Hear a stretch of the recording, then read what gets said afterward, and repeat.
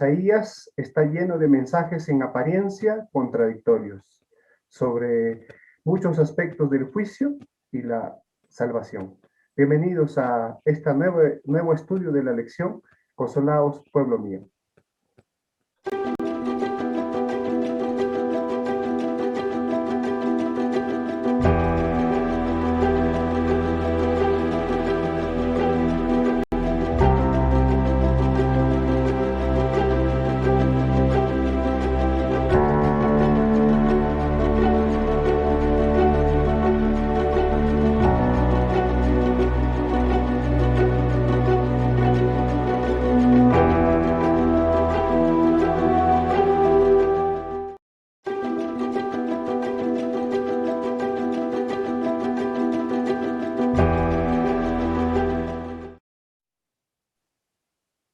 ¿Cómo están, queridos amigos? Es una alegría para nosotros poder tener un programa más de Sola Escritura. Soy el pastor Samuel Curasi y les doy la bienvenida a este momento especial donde abriremos la palabra de Dios, estudiaremos con diligencia y encontraremos las hermosas verdades. Y junto a mí tengo también a nuestro querido pastor Ciro. Pastor Ciro, ¿cómo está? Un gusto poderles saludar en este momento y tener una vez más este hermoso programa para compartir la palabra de Dios. Me encuentro muy bien, muy feliz, porque estoy viendo aquí a mis hermanos que participamos en este equipo muy especial y dedicado, ¿cierto?, a compartir la palabra de Dios por medio de la elección de la escuela sabática.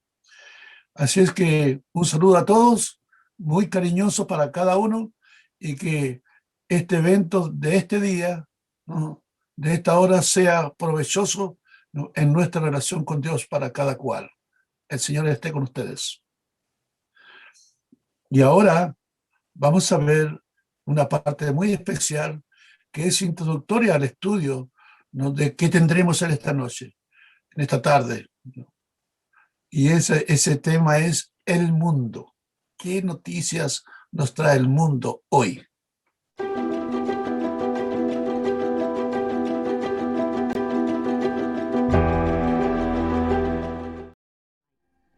Sus órdenes: no rendirse, esperar refuerzos y, si era necesario, suicidarse. Hiro Onoda lo cumplió. El subteniente japonés, especializado en guerra de guerrillas, resistió en la isla filipina de Lubang, a 150 kilómetros al sureste de Manila, desde 1944 hasta 1972. En su aventura, Onoda compartió jungla con otros 3 compañeros. 2 murieron, un tercero se rindió en 1950. Fue el que comunicó al gobierno filipino la existencia del grupo. Las autoridades lanzaron mensajes para convencer a los hombres de que la guerra había terminado, de que el ejército imperial había perdido, pero el japonés nunca lo creyó. La historia lo olvidó, lo dio por muerto, hasta que en 1974 un explorador nipón lo encontró en la selva. Ante su resistencia, Tokio decidió mandar a su comandante para convencerlo. Solo entonces entregó las armas. Onoda regresó a Japón convertido en un héroe. Gozaba de perfecta salud. Cuando regresó a Japón, sentí que por fin había terminado la guerra. Tras dirigir un rancho en Brasil, se asentó en su país, donde abrió un campamento de técnicas de supervivencia. El militar volvió a Lubang en 1996 y fue abucheado. Siempre dijo que solo cumplía órdenes. Ejecutarlas se convirtió en una obsesión durante 29 años.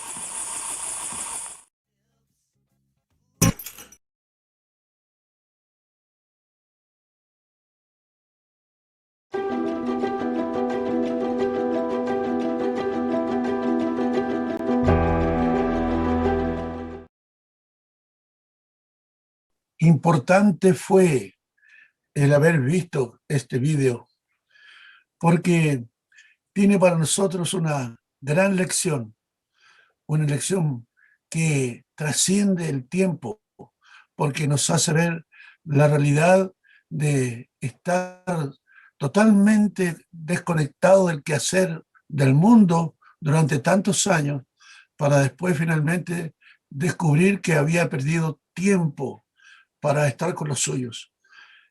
Y esta persona recibió el consuelo tan grande para él, de sentirse que la guerra había terminado. En esta oportunidad vamos a entrar a estudiar este tema consolaos, pueblo mío. La palabra consolaos es una palabra muy, pero muy importante. Quiero decirles que esta palabra tiene tanta trascendencia, y en el libro de Isaías la palabra consolados se usa muchas veces, pero después del capítulo 40 aparece mostrando, ¿no?, apuntando hacia el amor de Dios que le trae al ser humano, ¿no?, el consuelo que necesita. Quiero también decirles que la palabra consolación o consuelo está totalmente conectada con la palabra salvación. Y digo, no hay consuelo sin salvación, y no hay salvación sin consuelo. Porque el consuelo verdadero, único, perfecto, total, viene del Dios creador, en quien tenemos, la palabra misma lo dice, consuelo, gozo, esperanza y paz. La lección pasada nos llenó un poquito de aprensión, de tristeza, ver una situación tan especial que el rey Ezequías tuvo y que no supo usarla, no supo aprovecharla para exaltar el nombre de Dios. Y allí hay un versículo que hace de puente para el tema de la lección de esta semana. Y está allí arribita del capítulo 40, es decir, en el capítulo 39, versículos 6 y 7.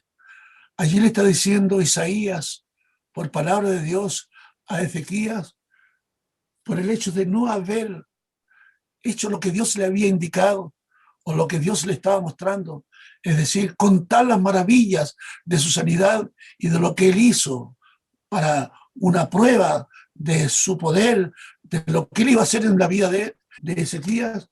Tenemos aquí esta declaración del profeta que dice: he aquí vienen días en que será llevado a Babilonia todo lo que hay en tu casa y lo que tus padres han atesorado hasta hoy. Ninguna cosa quedará, dice Jehová. De tus hijos que hubieran salido de ti y que engendraste, tomarán y serán eunucos en el palacio del rey de Babilonia. Aquí aparece la palabra Babilonia. También en el capítulo 13 había aparecido la palabra Babilonia. Justamente está mostrando qué ocurriría en la historia posterior a Ezequías.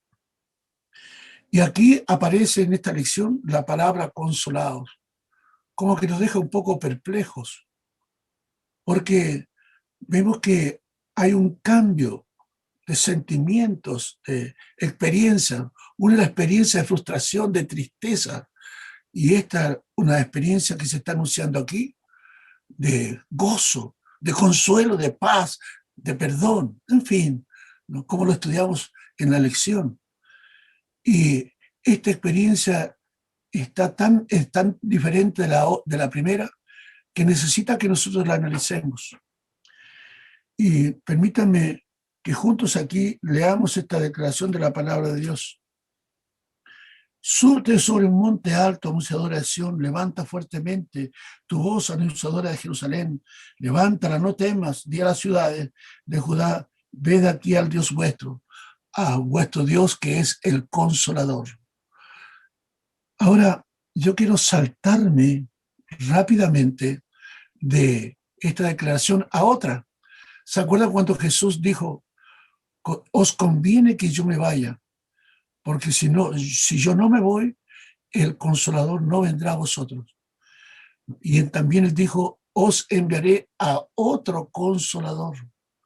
Esa expresión, otro Consolador, da a entender que él se estaba autocalificando como Consolador también. El primer Consolador que vino a este planeta, ¿no?, Consolador divino, en carne humana, es nuestro Señor Jesús, el único. Y entonces esta palabra consolados está dando a entender como que es la introducción del autor, del Señor, del Dios Consolador, en la persona del Hijo de Dios, de nuestro Señor Jesucristo.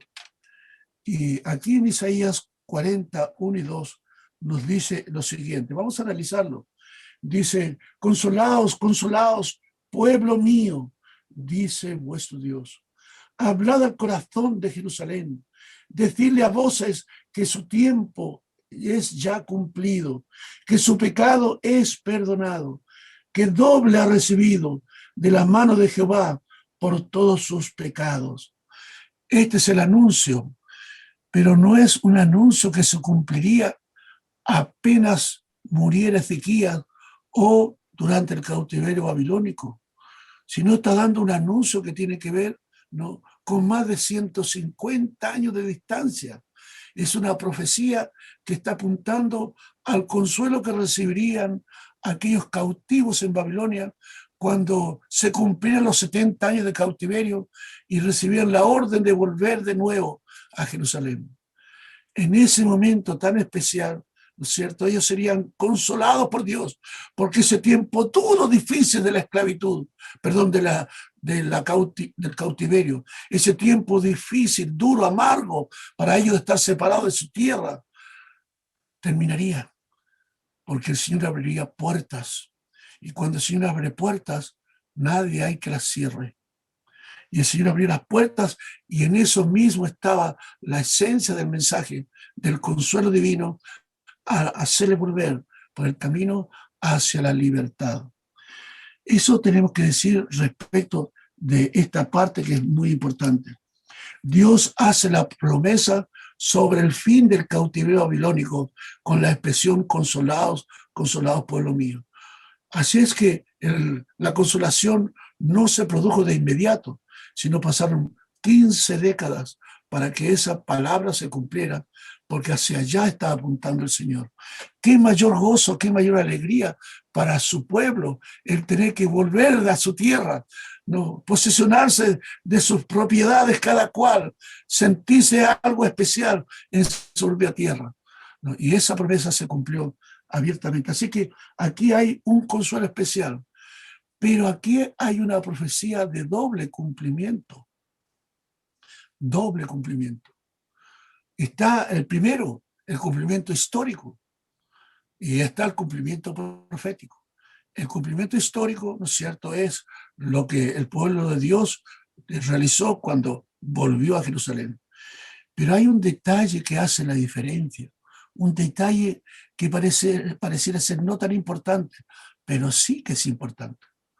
Noten, lean conmigo allí, en el versículo 3, voz del que clama en el desierto, preparad el camino. Noten ahora, enderezad calzadas en la soledad a vuestro Dios. Todo valle sea levantado, y todo monte y collado sea abajado, y lo torcido se enderece, y lo áspero será allanado. El camino de regreso a Jerusalén, no existe registro histórico que haya sido preparado, allanado, puesto derecho, plano, para que el pueblo de Dios pudiese regresar a Jerusalén. No. Pareciera ser que allí está dando a entender una obra espiritual. Y allí está anunciando precisamente a Juan el Bautista. Y ese es el cumplimiento profético. La irrupción de Juan el Bautista, ¿no?, en el escenario neotestamentario es para anunciar que el Señor viene, ¿no? Voz que clama en el desierto, dice, ¿no?, preparad el camino de Jehová, preparad el camino. Y Él fue el que allanó el camino, enderezó el camino, hizo bajar lo que estaba muy alto, es decir, dejó el camino preparado para que el Mesías viniera para inaugurar el reino de los cielos en su etapa, ¿no es cierto?, de militar, es decir, de preparación, en su etapa de gracia salvífica que el Señor Jesús vino a ofrecer. Así que aquí tenemos, ¿no es cierto?, una profecía muy especial de doble cumplimiento. Y luego dice aquí, y manifestaráse la gloria de Jehová, toda carne juntamente la verá, porque la boca de Jehová lo ha hablado. Voz que decía, da voces, Y yo respondí, ¿qué he de decir? Toda carne es hierba y toda su gloria es como la flor del campo. Noten que aquí aparece esta declaración diciendo, no toda carne juntamente la verá.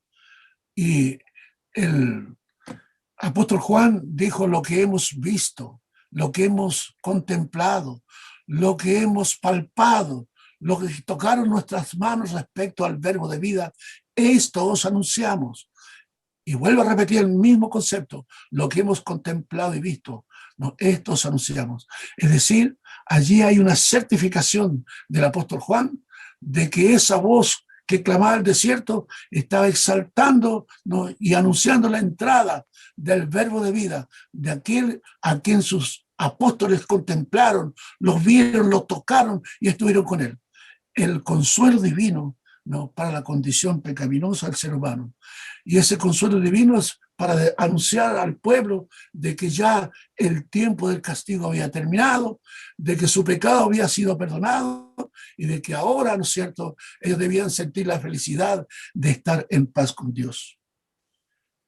Ahora bien, aquí en el día lunes para todos los oyentes y estudiantes nos muestra que el consuelo se recibe cuando nosotros escuchamos la voz de Dios que nos habla al corazón, que esa voz de Dios que nos disciplina a través de nuestra existencia, esa voz de Dios que, ¿no es cierto?, es todo suficiente para nosotros, que si lo oímos, ¿no?, que si abandonamos lo malo y obedecemos los principios que el Señor nos ha establecido, podremos gozarnos del consuelo de Dios que toma posesión de nuestro corazón. Y para poder recibir ese consuelo, nosotros necesitamos que el camino esté derecho. Así que ya en una aplicación individual, cada uno para recibir el consuelo, la presencia de la persona debe enderezar su camino, debe de allanar lo áspero, tiene que bajar los sueños, ¿no es cierto?, las ilusiones humanas que siempre procuran exaltarnos por encima de las nubes. Necesitamos bajar nuestros sueños, nuestras ilusiones, nuestras aspiraciones y ponerlas, ¿no es cierto?, a disposición del Señor. Necesitamos preparar el camino de nuestro corazón para que el Espíritu de Dios trabaje en nosotros profundamente y este Consolador que envió Cristo sea una realidad en la vida de cada uno de nosotros. ¿Qué le parece, Pastor Samuel, el pensamiento que hemos desarrollado?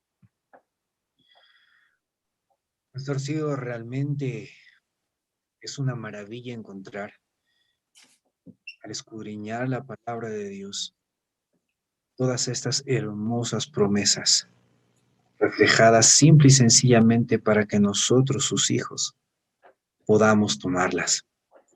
Recibir el consuelo, recibir al Consolador, recibir la salvación, consolación y salvación completamente ligadas. Realmente tiene que ser motivo no solamente de tomarla, sino de compartirla y de llevarla a otros y mostrarla a otros. Bueno, ahora viene una pregunta para usted, para que usted nos enseñe algo bien importante, ¿no? Allí hay 2 versículos muy hermosos, o 3 versículos del 9 al 11 de Isaías 40, donde se nos da, ¿no?, un mensaje muy especial y donde el Dios Consolador ahora se presenta de un modo más cercano todavía, ¿no? Y entonces mi pregunta es, ¿no es cierto?, ¿qué clase de evento describe aquí el profeta en Isaías 40, 9 al 11? ¿Podría ayudarnos, por favor? Claro que sí, pastor. Y abriendo la palabra de Dios y analizando estos 3 hermosos versículos, nos lleva a comprender el por qué ahora el Hijo de Dios, aquel que acepta su Consolador, aquel que acepta la salvación, tiene una labor muy profunda de comprender esta unión especial. Y el versículo 9, vamos a leerlo, vamos a compartir juntos. Versículos 9 al 11 dice la palabra de Dios. Súbete a un alto monte, oh Sión, portador de buenas nuevas, Levanta con fuerza tu voz, oh Jerusalén, portadora de buenas nuevas. Levántala, no temas. Di a las ciudades de Judá, aquí está vuestro Dios. He aquí el Señor Dios vendrá con poder y su brazo gobernará por él. He aquí, con él está su galardón y delante de él su recompensa. Y el versículo 11 termina haciendo el énfasis del por qué debe ser anunciado el evangelio. Como pastor apacentará su rebaño. En su brazo recogerá los corderos y en su seno los llevará. Guiará con cuidado a las recién paridas. Aquí el profeta Isaías manifiesta un lazo mucho más profundo. Un lazo que solamente el símbolo de un pastor puede manifestar el poder divino. Y yo quiero centrar, querido pastor, al comentar también con usted el versículo 11. El versículo 11 desarrolla un aspecto de estrechez, de comprensión, de amor, de sustentación por parte de nuestro Dios. Porque después de que muestra en el versículo 10 que Dios gobierna con fuerza, con poder, con su brazo, Él hace la alusión a la imagen de un pastor. Y un pastor que apacienta su rebaño. Y dice que recoge a los corderos y lleva también y apacienta a las recién paridas. Lo interesante es que no habla de ovejas, habla de corderos y recién paridas, mostrando una etapa complicada en el crecimiento de este animalito, una etapa adolescente, pequeña, joven, donde las dificultades, el aprendizaje comienzan a llegar y donde principalmente muchas veces las dificultades en el crecimiento, especialmente a esa etapa, llegan en el corazón. Entonces, la labor del pastor aquí se hace una labor no solamente por conocimiento, sino porque él mismo se encarga de hacerlo. Y recuerdo muy bien un ejemplo. Por ejemplo, en el caso mío, yo conozco Bolivia, viví en Bolivia, trabajé en Bolivia durante mucho tiempo en la vida ministerial. Y usted, pastor, personalmente, bueno, no conozco yo Estados Unidos, no conozco por allá, Dios me permitirá en algún momento conocer a Estados Unidos. Pero por más que usted me cuente a mí cómo es estar allá, vivir allá, compartir la cultura allá, no voy a poder conocer a profundidad hasta que yo no vaya allá, viva allá y experimente esa experiencia de estar allá. Entonces, la estrechez del pastor al poder compartir, apacentar a los corderos y a las recién paridas es esa estrechez de unión especial. Ahora, el texto bíblico adhiere algo mucho más profundo, porque él dice que con un brazo fuerte, con su brazo fuerte recogerá los corderos. Ese brazo fuerte manifiesta un aspecto de la cualidad de Dios, que es su omnipotencia. Ese brazo fuerte que sostiene, es un brazo fuerte de su omnipotencia, que muestra el poderío de Dios, que muestra ese poder que permite estar sobre todo poder. El segundo término que utiliza es, y en su seno, dice, los llevará. Yo lo comparé con la omnipresencia de Dios. Hay muchos que distancian a Dios en un estado de Él en el cielo, nosotros en la tierra. Él arriba, nosotros abajo. Pero el hecho de que el pastor tome en el seno, en su pecho al cordero, a la recién parida, y la ame, y la cuide, y la abrace, muestra cómo la presencia de Dios por su amor a nosotros está en cada paso que damos, donde estamos, donde vayamos. Su omnipresencia por medio de su amor se manifiesta al poder apacentar nuestra vida. Entonces encontramos la omnipotencia de Dios al podernos sostener. Encontramos omnipresencia al momento de estar presente con amor, hasta para la salvación por medio de su Hijo, vivir con nosotros. Y una tercera cosa que aparece también en el texto es, y guiará con cuidado. Este término guiará es solamente el término de aquel que conoce a dónde y cómo llevar. El pastor sabe dónde llevar a su oveja. El pastor sabe dónde apacentarla.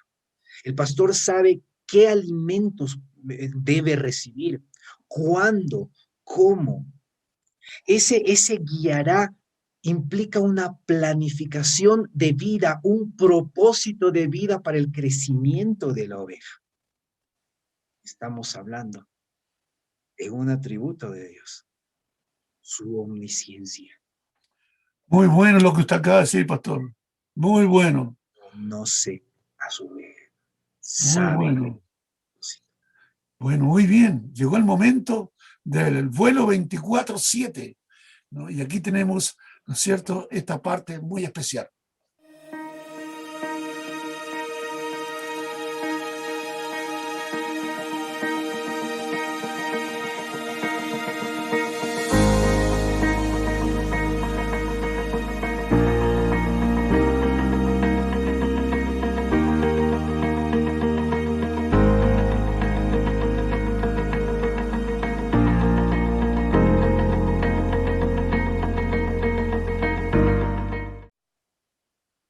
Muy buenas noches, queridos amigos. Estamos en el vuelo 24/7, un momento especial en la mitad del programa para poder invitarles a ustedes que juntos podamos interceder por los pedidos que están en el web de ADR. Si usted tiene pedido, por favor, puede escribirlo ahí en el chat donde está viendo, ya sea de Facebook, YouTube, o también ponerse al sitio web de ADR. Queremos seguir orando por ustedes. Les voy a leer algunos pedidos de oración que tenemos esta semana. Y dice, ¿quieres empezar? Sí, pido oración por Ronel, quien está muy grave y los doctores están intentando descubrir cuál es su enfermedad.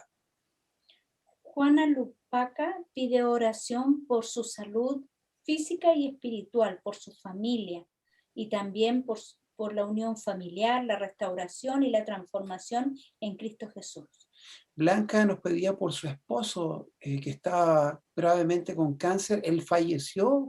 Nosotros pedimos que oremos por Blanca para que el Señor le dé todas las fuerzas para seguir adelante, esperando aquel momento glorioso en que nos hemos de encontrar con los muertos en Cristo que han de resucitar primero. Hay aquí un pedido de oración por los inmigrantes del norte de Chile que han caminado a través del desierto con frío, con escasos alimentos y van acompañados de niños. Esperanza nos pide oración por la salud de Patricia Dávila y Mario Marrufo Delgado, que el Señor se manifieste poderosamente en sus vidas. Mechi Martínez pide oración por ella, que oren por ella y que Dios les bendiga a todos. Sonia de la Cruz dice, estoy sufriendo de depresión, ansiedad. Por favor, oren por mí. Tenemos, sí, Ever pide oración por queridos amigos de rodillas, le pido oración por Blanca y Viviana, quienes han perdido a su esposo y hermano luego de una intensa lucha con un cáncer terminal. Que el Señor les pueda consolar. Lidia dice, oremos por el pequeño Santi de 8 meses, quien está hospitalizado con un cuadro posible de meningitis. Los doctores han hecho muchos exámenes y todavía no saben lo que tiene. Lo ponemos en las manos de Dios, este pequeñito de 8 meses. Y este último pedido, dice Alfonso, dice, quisiera una oración por toda la gente que está sufriendo con las temperaturas frías, escasez de alimentos. Agradezco por la oportunidad que Dios me está dando de empezar de nuevo y pide que Dios no se separe de él. Oro por una recuperación completa de mis pulmones después de haber tenido el COVID y haber estado internado por 1 mes.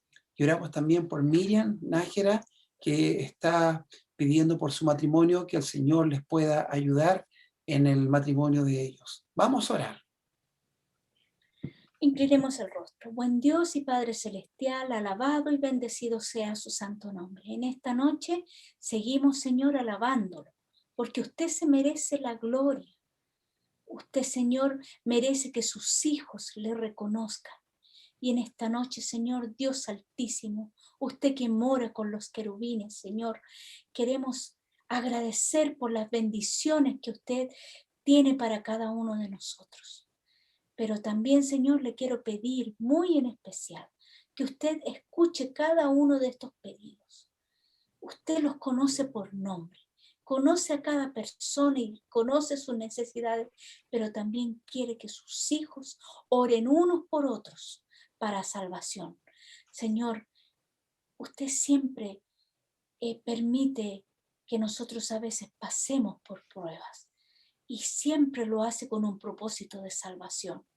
Le suplicamos, Señor, que escuche cada clamor y en especial, Señor, que responda a esta oración de acuerdo a su santa y divina voluntad. Le amamos, Señor, somos sus hijos, somos vulnerables, débiles, Señor, que cuando llega el momento de la enfermedad nos damos cuenta lo frágil que somos, Señor.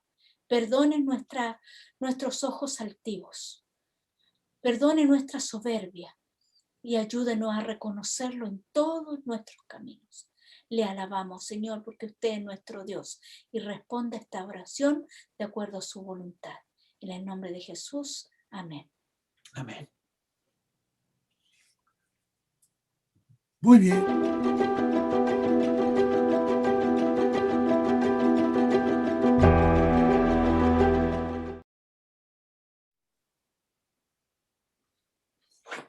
Ahora nos corresponde continuar con estas palabras de vida que estamos estudiando. Y de nuevo me corresponde hacer la pregunta al pastor Samuel. En esta parte tenemos la revelación de un Dios grande, maravilloso, omnipotente, misericordioso, ¿no?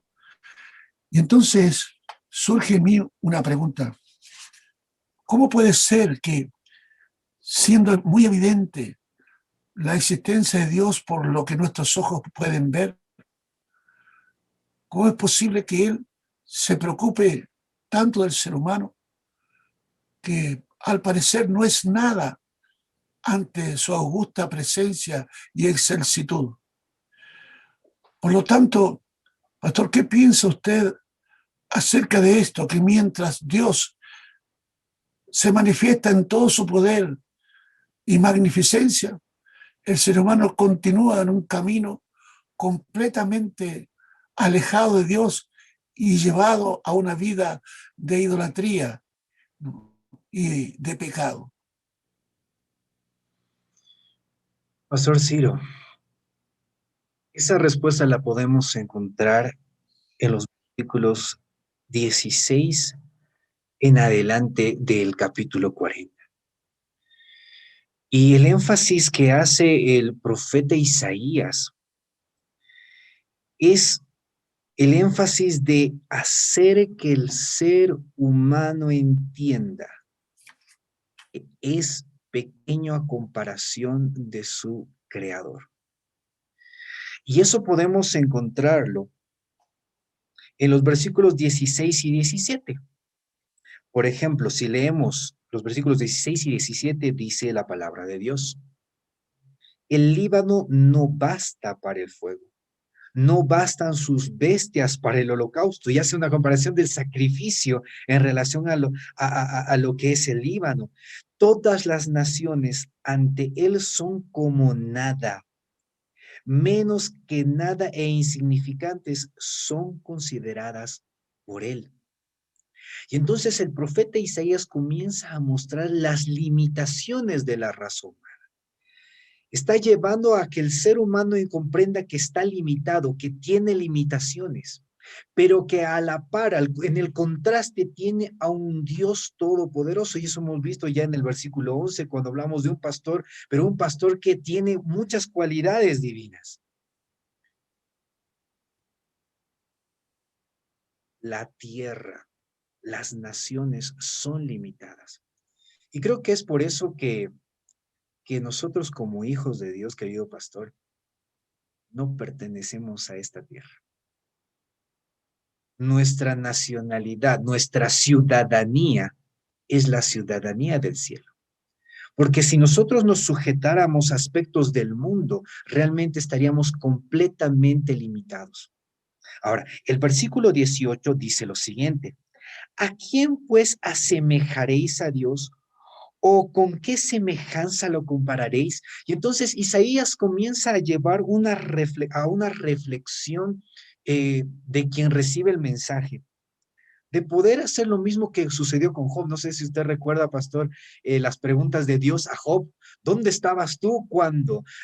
¿Dónde estabas tú cuando yo hacía esto, cuando yo ponía aquello? Donde Isaías utiliza un lenguaje muy parecido al decir: ¿a quién pues asemejaréis a Dios? ¿O a quién o con qué semejanza le compararéis?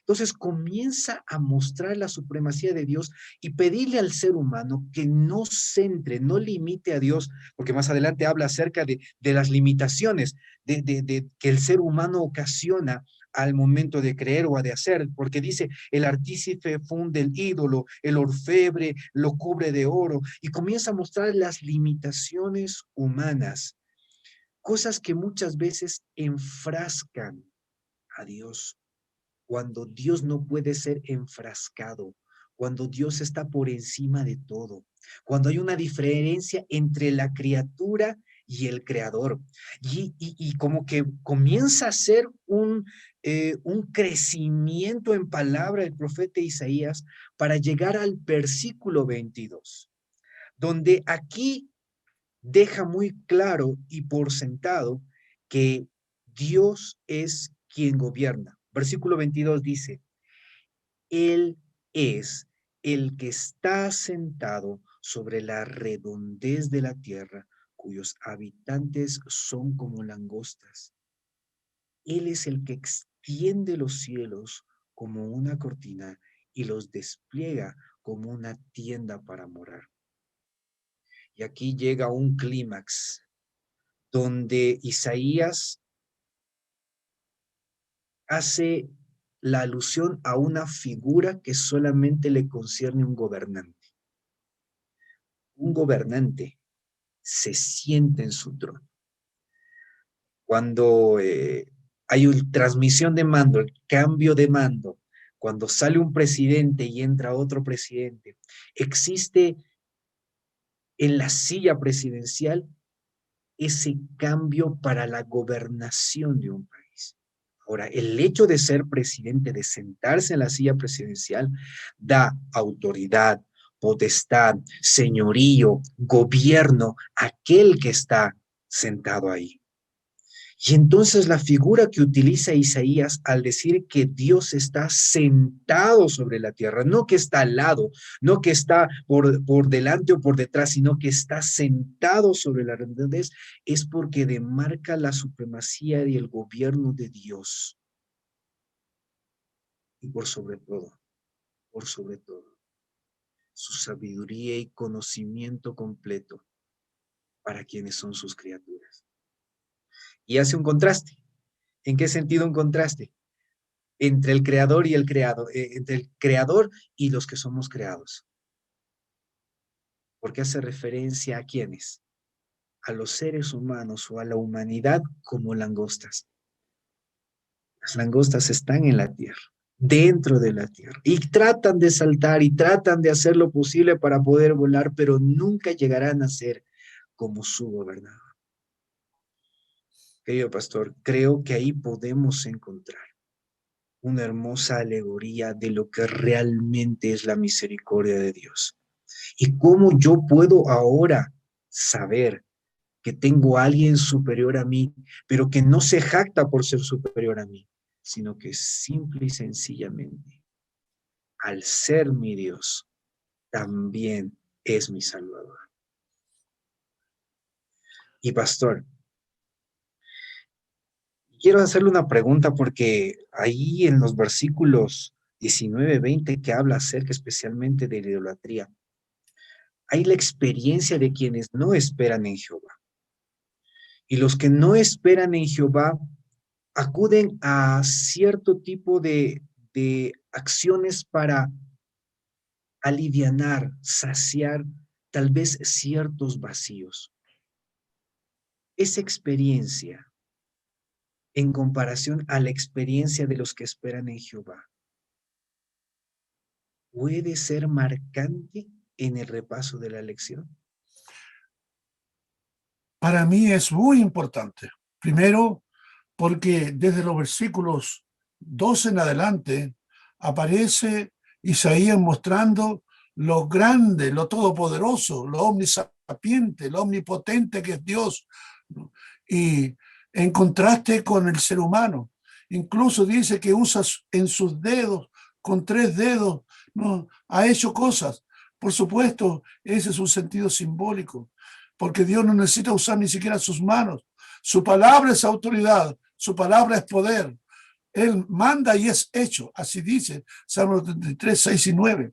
Pero cuando entra, ¿no?, a el caso del ser humano, este ser humano que le gusta actuar en forma tan independiente de Dios, aquel pueblo suyo, Israel, que llegó a darle vuelta a las espaldas a Dios y a aceptar a los ídolos, a creer en los ídolos y a dejar a Dios definitivamente, a ese pueblo, Dios le está diciendo: mira, me tienes ante ti el creador tuyo, el sustentador tuyo, el que te provee la vida, el que te da todo.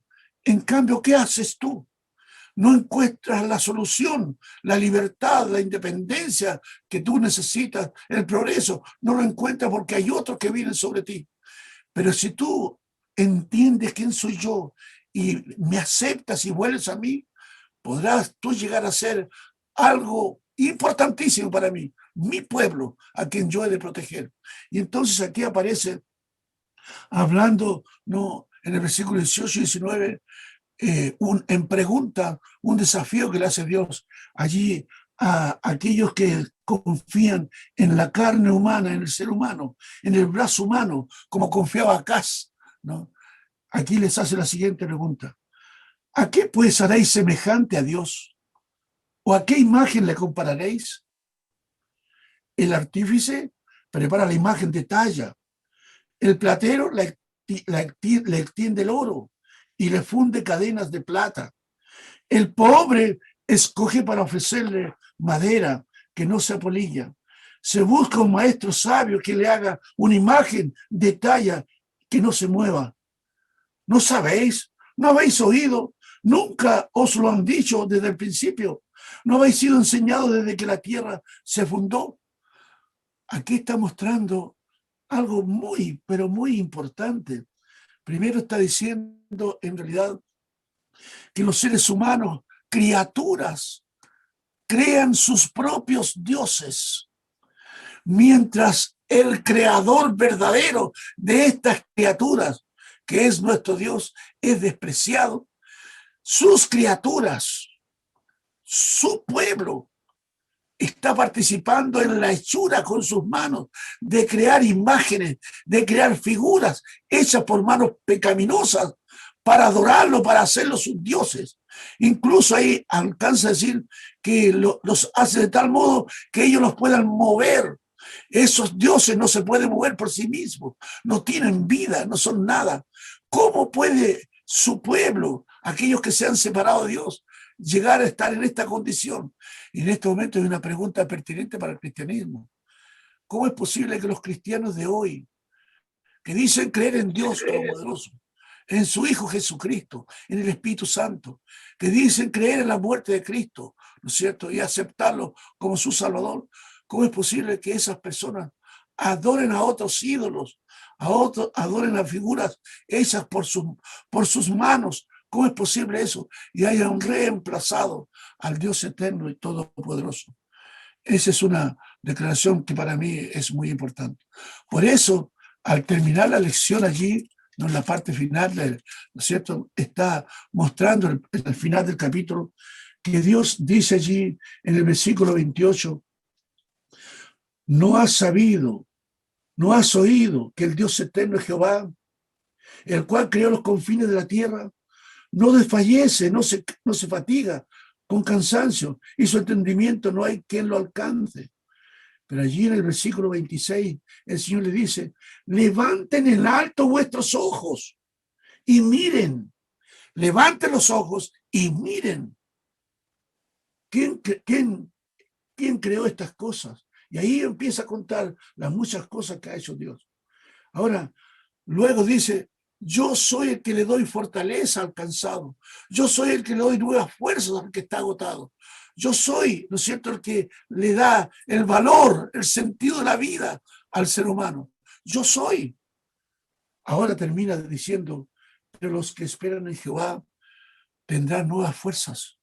Es decir, si nosotros esperamos en Jehová, podemos confiar plenamente que estamos en sus manos, que no nos va a abandonar y que todo lo contrario, Él nos va a hacer entender el verdadero sentido de nuestra vida y nos va a dar la oportunidad de adorarlo a Él de todo corazón, obedecerle y seguir sus caminos como Él lo ha señalado. Y quiero hacer aquí una reflexión para todos. Aquí en este capítulo 40 aparecen tres contrastes bien marcados, ¿no?, entre Jehová Dios y el hombre.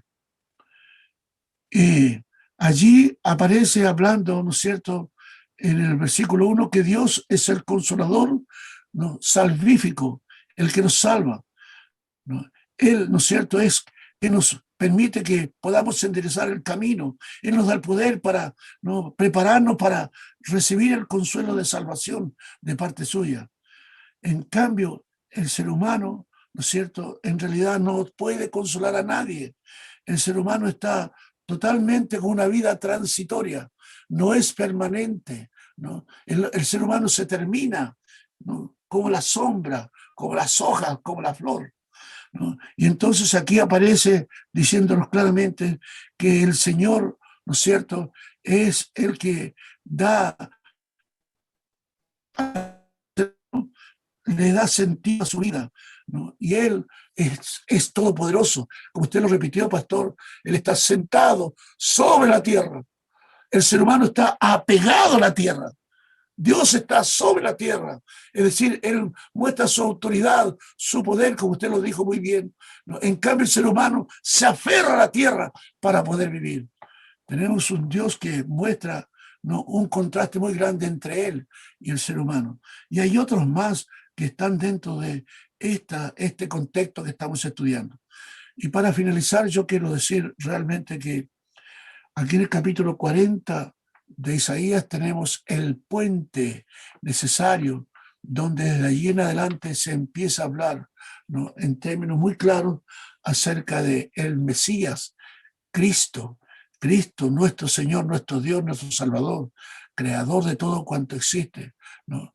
Cristo el Señor es nuestro Dios, en Él creemos, en Él confiamos. Y a través de estos estudios que estamos teniendo, nuestra fe en el Señor va creciendo, porque tenemos en Isaías el profeta evangélico, el profeta que nos habla de lo grande y maravilloso que es Dios, de lo grande de su amor, de lo grande de su salvación, y lo pequeño, lo nada que somos nosotros, la falta de valor que tenemos si no está Dios en nuestro corazón.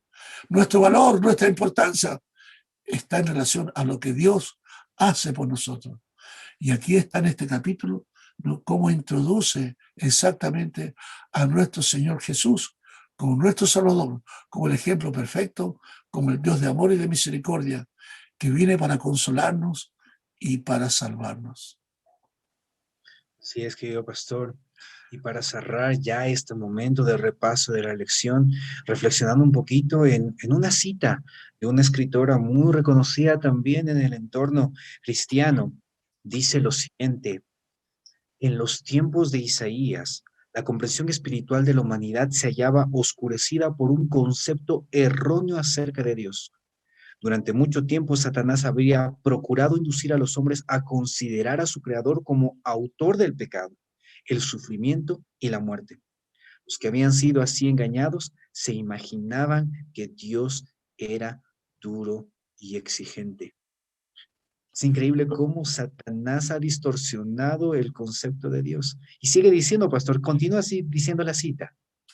Lo veían como al acecho para denunciar y condenar, nunca dispuesto a recibir al pecador mientras hubiese una excusa legal para no ayudarlo.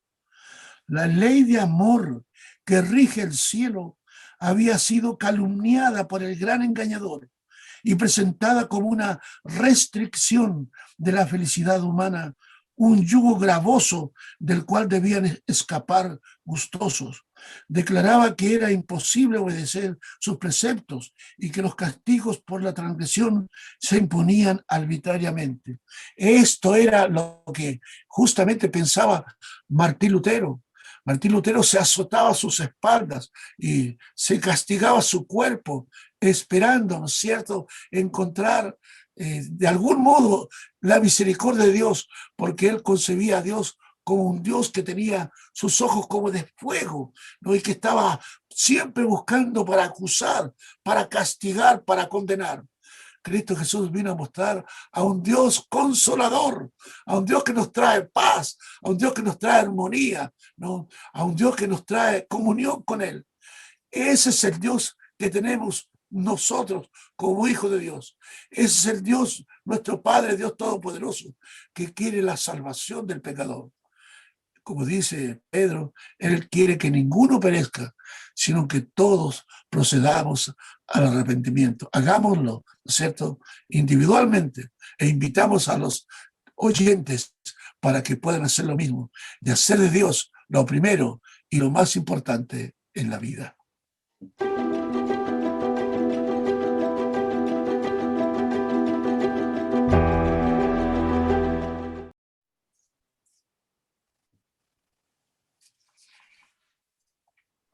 Gracias por estar con nosotros. Esta oportunidad hemos tenido una hermosa lección y una gran enseñanza de la gracia que nuestro Señor tiene para nosotros. Isaías 46 al 8 nos narra un párrafo interesante. Voy a parafrasear por partes y quería preguntar cuál es la interpretación que se le da al siguiente extracto de la Biblia. Yo respondí, ¿qué tengo que decir a voces? Que toda carne es hierba y toda su gloria como la flor del campo. La hierba se seca y la flor se marchita, porque el viento de Jehová sopla en ella. ¿Qué interpretación le merece, Pastor Samuel, esta parte de nuestra Biblia? Muy bien, frente a la pregunta hay una respuesta muy clara y creo que el texto bíblico refleja lo que el entorno humano es y a la vez lo que el poder divino es. Las cosas, lamentablemente por causa del pecado, tienen un aspecto finito. Y tanto la hierba del campo como lo que es la misma flor que sale de nacimiento, tiene un periodo de vida si no está sujeta a quien es su sustentador. Entonces, aquí nos muestra que Dios realmente puede ocasionar en la vida del ser humano, en su creación, la permanencia eterna. Aquí muestra cómo Dios es el sustentador por amor de todo lo que nos rodea y que solamente por su mano nosotros podemos vivir y ser sustentados. Creo que el maravilloso amor de Dios nos lleva a poder saber que no estamos solos, más al contrario, saber que tenemos a alguien que nos ama y por sobre todo nos sustenta. Gracias, Pastor Samuel. Pastor Ciro, ¿cómo es que una vida se puede restaurar? ¿Y cómo es que la confianza perdida en alguien también se puede restaurar? Desde la perspectiva humana, esto es imposible, pero desde la perspectiva divina, es posible. Cuéntenos, por favor. Bueno, allí en 2 Corintios 5:17 dice, si alguno está en Cristo, nueva criatura es. las cosas viejas pasaron, he aquí, todas son hechas nuevas. Y en Mateo 11:28 Jesús dice, venid a mí todos los que estáis cansados y cargados, que yo os haré descansar. En esas dos declaraciones, nosotros notamos que la única manera de poder ser diferentes y cambiar nuestra vida es por obra externa a nosotros. No hay en el hombre la habilidad ni el poder de cambiarse a sí mismo. No existe. Aunque haga todos los esfuerzos, aunque tenga todo el dinero, aunque tenga todas las comodidades, no puede el hombre transformarse a sí mismo. Necesita de un agente externo, y ese agente externo es nuestro Señor Jesucristo, quien vino a este mundo, ¿no es cierto?, para ofrecer su vida a fin de poder pagar el precio de nuestro pecado y a la vez transformar nuestra vida hasta tal punto que Él puede trabajar en nuestro cerebro, en nuestra mente, poniendo dentro de nosotros nuevos pensamientos, nuevos sentimientos, nuevos objetivos, nuevos propósitos. Y todo eso nuevo constituye lo que se llama nueva criatura. Así es que si nosotros estamos cansados o cargados, cansados de luchar y luchar, ¿no?, cansados de perseguir nuestros sueños y sobrecargados por los problemas de la vida, no tenemos otra cosa que ir a Jesús. Y al estar con Él y llevar su yugo, llegaremos a ser nuevas criaturas. Amén. Pastor Samuel, ¿podrá existir consuelo y felicidad sin Jesús? Creo que el ser humano ha estado buscando consuelo y felicidad por muchos medios, formas muy humanas de poder llenar vacíos por conceptos filosóficos, llenar vacíos por aspectos científicos, llenar vacíos simple y sencillamente por la necesidad que tiene. Pero ninguno de estos va a completar perfectamente y llenar perfectamente ese vacío. Solamente Dios puede ser el único, y solamente en Cristo podemos nosotros ser sustentados. Solamente en Él nosotros podemos ser llenos completamente. Y la palabra de Dios es muy hermosa al decir, pedid y se os dará, buscad y hallaréis, llamad y se os abrirá. Porque todo aquel que pide recibe, y el que busca halla, y el que llama se le abre. Porque ¿quién de vosotros, si su hijo le pidiere pan, le dará una piedra, o si le pidiera un pescado, le dará una serpiente? Si vosotros, siendo malos, sabéis dar buenas cosas, ¿cuánto más vuestro Padre os dará buenas cosas a quienes se los pidan?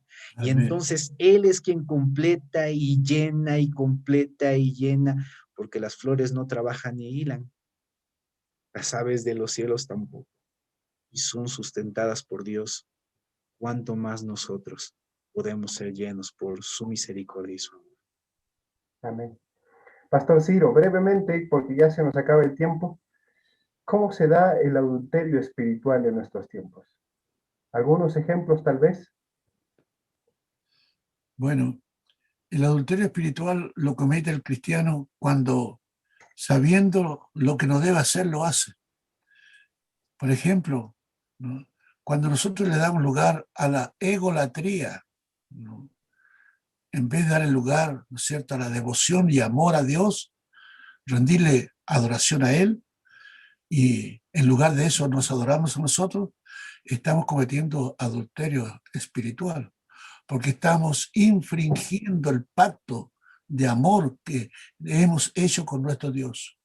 El nuevo pacto lo estamos envejeciendo, lo estamos inutilizando con nuestras acciones, al darle también apertura a nuestro temperamento, que a veces tantas ocasiones nos traiciona, a nuestras palabras, ¿no es cierto?, a nuestra manera de vivir, a nuestra conducta, tantas cosas que tiene cada uno que nos mantiene sujetos a este mundo.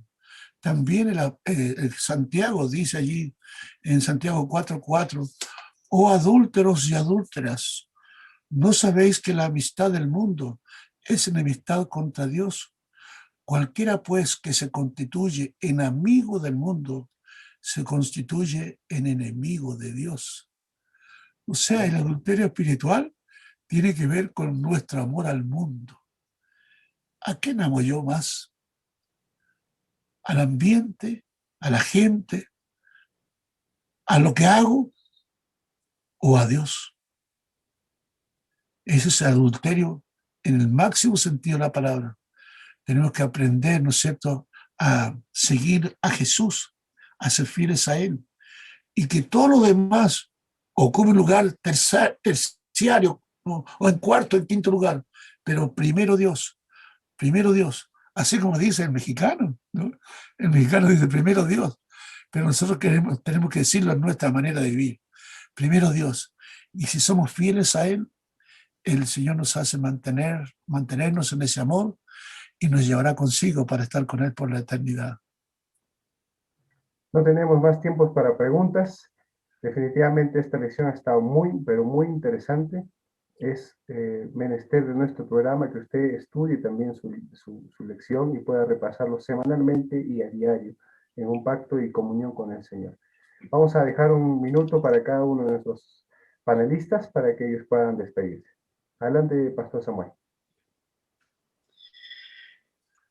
El profeta Isaías fue utilizado por Dios para, más allá de tal vez traer mensajes de advertencia y de reprensión, principalmente llevar consuelo y fortaleza a partir del capítulo 40. Llevar a sus hijos, a los hijos de Dios, a una reflexión de quién es realmente su Dios. Y entonces, Dios quiere conseguir eso en nosotros. Dificultades, problemas, adversidades van a existir. Pero Dios quiere que podamos reflexionar sobre quién es Él, por qué Él es el Todopoderoso, por qué es nuestro pastor y por qué Él está dispuesto siempre a salvarnos y a librarnos. Queridos amigos, no duden del maravilloso poder de nuestro Dios. Si fuera un Dios irreal, un Dios mentiroso, estaríamos creyendo en una Biblia falsa, en un Dios falso. Y no es así. Creemos en quien realmente cumple sus promesas y está sentado encima de la tierra, listo para ayudar a quienes así se lo soliciten. Confiemos en ese Dios todopoderoso. Pastor Ciro, el tiempo es con usted. Gracias. Es algo curioso, pero en el libro de Isaías, desde el capítulo 40 hasta el 66, aparece 11 veces la palabra consuelo. El que más tiene en la Biblia es 2 Corintios, donde aparece 9 veces. Y si en apenas 26 capítulos, ¿no?, aparece 11 veces hablando de consuelo, significa que la palabra consuelo, relacionada con Cristo, porque es Cristo el que aparece, ¿no?, desde el capítulo 40 de Isaías hasta el 66. Es la persona de Cristo que aparece. Y de la persona de Cristo como el gran consolador, el primer consolador, 11 veces está relacionado con eso. Una sola vez, ¿no es cierto?, aparece relacionado con otros. Pero aquí está hablando de Cristo como nuestro consolador. Miren, escuchen un poquito. Yo soy vuestro consolador. Consolaos, consolaos. Jehová ha consolado a su pueblo. Consolará Jehová a Sión. ¿Quién, no, de ti te puede consolar? Otro más, Jehová, ¿no es cierto?, ha consolado a su pueblo. Y en el 61:2, Jehová ha consolado también y ha dado la oportunidad, ¿no es cierto?, en la persona de Cristo, a consolar a los enlutados. Y termina el 66:13, ¿no?, que el Señor dará consuelo a cada uno de aquellos que estamos esperando el regreso de Cristo. Así es que, ¿no?, la palabra consuelo está en los labios, en la pluma, en la palabra, ¿no es cierto?, de Isaías, mostrando la relación que tiene con Jesús. ¿Quiere usted recibir consuelo? Pues busquemos a Jesús cada día. Y en medio de los problemas y las dificultades graves de la vida, en Jesús tendremos nuestro refugio, nuestro consuelo, nuestra paz y nuestra esperanza.